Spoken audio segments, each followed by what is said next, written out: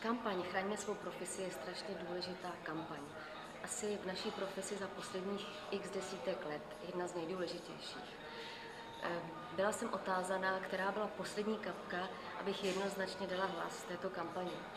Jednoduše vám to vysvětlím. Byla jsem pracovat, dostala jsem smlouvu s určitou částkou, která se ani vzdáleně nepodobovala opravdovému honoráři, a na dotaz, proč takhle nízká částka, bylo mi řečeno, protože jste byla hrozně rychle hotová.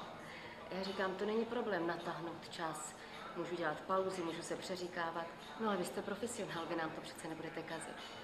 Tak takhle absurdní kocourkov přece nemůžeme trpět, aby ten, kdo to umí a dělá to svižněji, aby mu ta smlouva navíc ještě, která byla předem dohodnutá, byla v průběhu práce snížena jenom proto, že dejme tomu tu herečku umí. V tomhle případě to byla Sybil Shepherd, kterou dělám několik let, takže už mám vychytáno, kde se nadechne.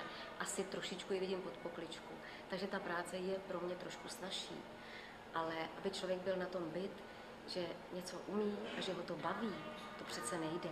Nám nejde o peníze, ale o jakési zprůhlednění naší profese, našeho odměňování v té profesi. Protože dubbing je nádherná umělecká disciplína a kdo si myslí, že to je pouhé odříkávání textu, nasmrkat to tam takzvaně a rychle pryč, tak to je velký omyl. To je umělecká disciplína o krásné češtině a smysluplná.